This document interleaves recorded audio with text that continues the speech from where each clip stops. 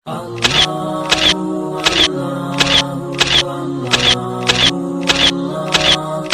ابراہیم علیہ السلام اللہ کے حضور دعا کرتے ہیں، یا باری تعالی ربی غبلی من الصالحین، اے میرے مالک مجھے نیک صالح بیٹا عطا فرما،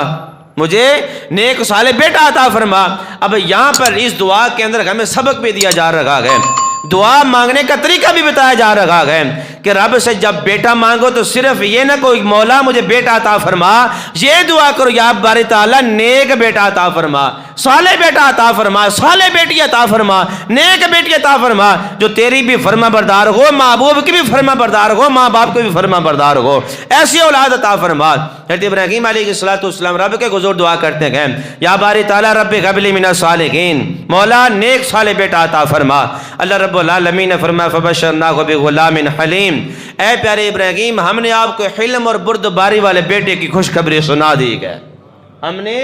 آپ کو حلم اور بردباری والے بیٹے کی خوشخبری سنا دی ہے۔ وقت آ گیا، اللہ رب العالمین نے حضرت ابراہیم علیہ السلام کے گھر بیٹے کی پیدائش فرما دی۔ حضرت اسماعیل حضرت ابراہیم کے گھر آ جاتے ہیں اور پہلا امتحان، تیسرا امتحان جو تھا وہ شروع ہو جاتا ہے۔ جان کا امتحان ہوا، کامیابی، مال کا امتحان ہوا، کامیابی۔ اب اولاد 84 سال کی عمر میں گھر میں آئی ہے، 84 سال کی عمر میں گھر میں آئی ہے، تو اللہ رب العالمین اب تیسرا امتحان بھی لینا شروع کر دیا۔ رب العالمین نے فرمایا قم فقرب القربان لرب العالمین، اے پیارے ابراہیم اٹھئے اللہ کا تقرب حاصل کرنے کے لیے رب کے حضور قربانی پیش کیجئے،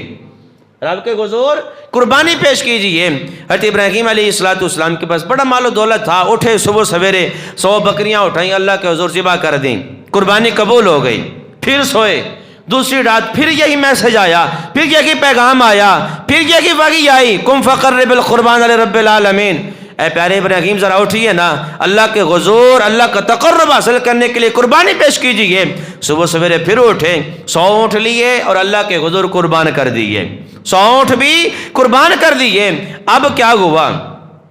تیسری رات آ گئی، تیسری رات آ گئی، پھر وہی میسج آ گیا، پھر وہی پیغام آ گیا، قم فقرب القربان لرب العالمین۔ اب اٹھے صبح سویرے، سوچنے لگے کہ میں کس چیز کی قربانی پیش کروں، بکریاں بھی گئیں، اونٹ بھی گئے، مال و دولت گیا، اب کس چیز کی قربانی اللہ رب العالمین مجھ سے طلب کر رہا ہے۔ رب العالمین نے فرمایا ولدک اسماعیل، اے پیارے ابراہیم آپ کے بیٹے اسماعیل کی قربانی چاہتا ہوں، میں آپ کے بیٹے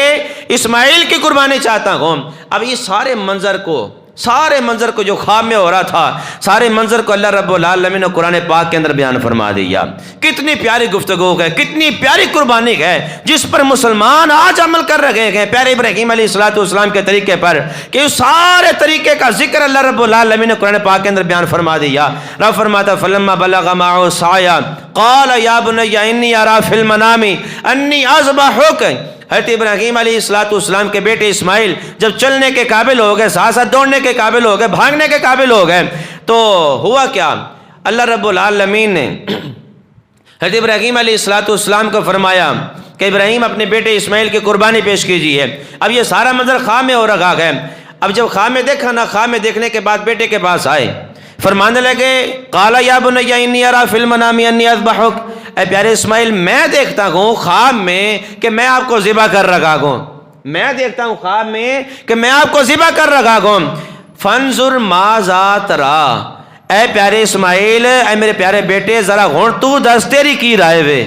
ذرا آپ بتائیں نا آپ کی رائے کیا ہے۔ اچھا یہاں پر کچھ لوگ اعتراض بھی کر سکتے ہیں کہ حضرت ابراہیم علیہ السلام رائے لے رہے ہیں، اگر بیٹا اسماعیل رائے پر مان گیا کہ مجھے ذبح کر دیں تو پھر تو اللہ کے حضور یہ کامیاب ہو جائیں گے اس قربانی میں، اس امتحان کے اندر۔ اگر اسماعیل علیہ السلام نے منع کر دیا بابا میں تو قربان نہیں ہونا، حضرت ابراہیم علیہ السلام ناکام ہو جائیں گے۔ نہیں نہیں یہ بات نہیں تھی، یہ بات نہیں تھی۔ حضرت ابراہیم علیہ السلام نے جو پوچھا نا فانظر ماذا تری، پتر میں دیکھے کہ میں خواب اندر تو ذبح پیا کرنا وہاں، فانظر ماذا تری، بیٹا آپ بتائیں، آپ فرمائیں، آپ مجھے یہ اس بات کا جواب دیں، آپ کی کیا رائے ہے۔